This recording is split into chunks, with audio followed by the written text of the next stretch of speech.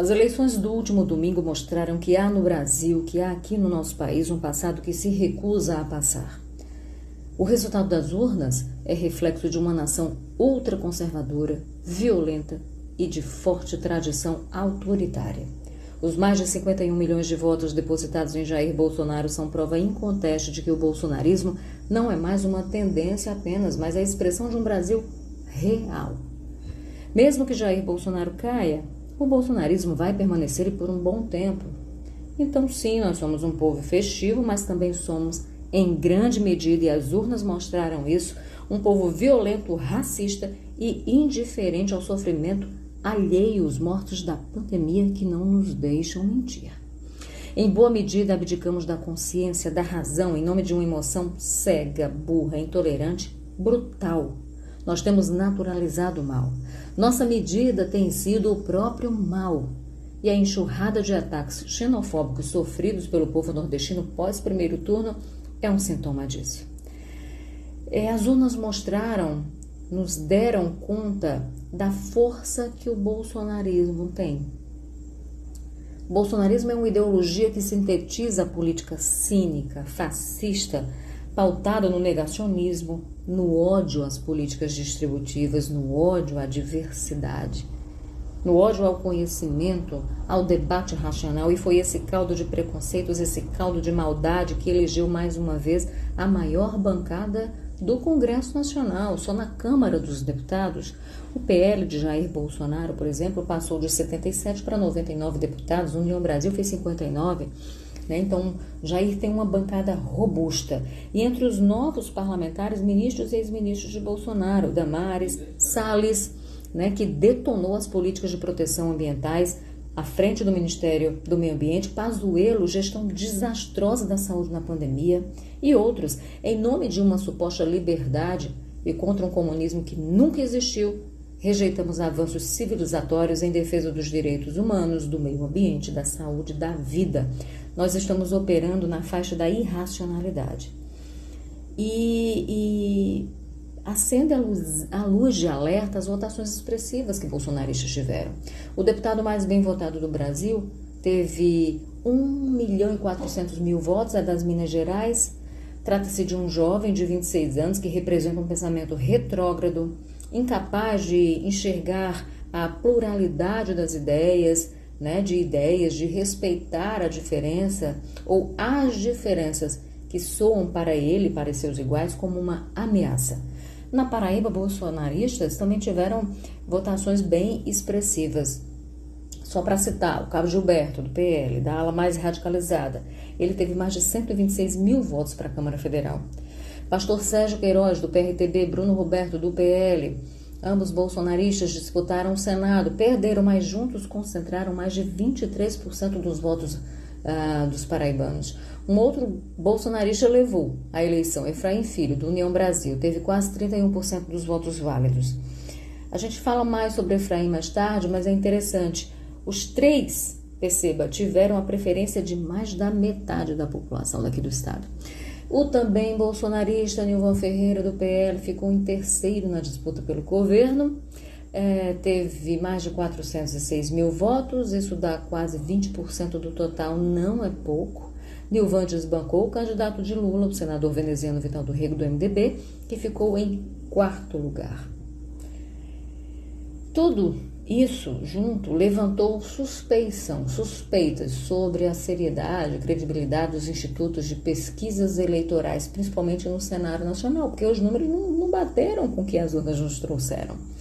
Eles não teriam captado o tamanho do bolsonarismo. Essas suspeitas fizeram com que eles reagissem. Representantes do Datafolha, do IPEC e de outros alegaram, na verdade, que o que houve foi uma migração dos indecisos para Bolsonaro, ali de última hora, e que parte dos eleitores que havia declarado voto em Ciro Gomes, do PDT, e Simone Tebet, do MDB, resolveu também de última hora votar em Bolsonaro para evitar uma vitória de Lula, de Luiz Inácio Lula da Silva, do PT, no primeiro turno.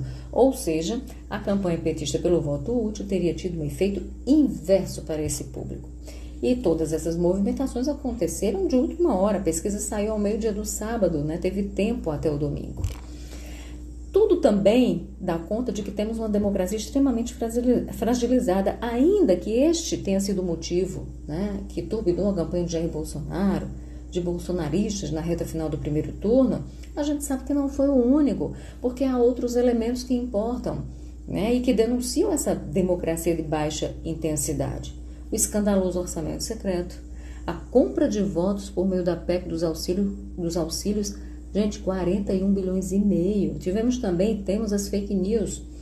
Interessante que o Tribunal Superior Eleitoral, o TSE, emitiu 20 mil alertas para que as redes sociais retirassem do ar conteúdo fraudulento, né, para que informou também sobre ação de robôs, disparo de mensagens em massa, compartilhamento de notícias políticas falsas, né, mas tudo isso continua acontecendo e é uma ameaça real à democracia. Então, até 30 de outubro, quando saberemos o resultado das urnas, a guerra. E Bolsonaro vai usar como arma a máquina, já está usando descaradamente, né, em favor de sua reeleição. E ele terá em seu favor um pelotão, já tem na verdade, um pelotão de eleitos e reeleitos trabalhando para isso, não só no Congresso, mas também nos estados. Romeu Zema, de Minas Gerais, foi reconduzido ao cargo com mais de 6 milhões de votos e é um exemplo disso. Então, o que resta agora a Lula e aos que defendem a candidatura lulista é ampliar, né, o número de votos.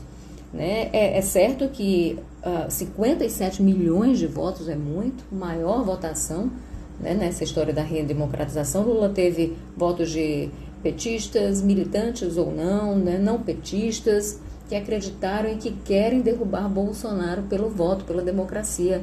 Mas jogo ganho no primeiro turno não significa jogo ganho no segundo.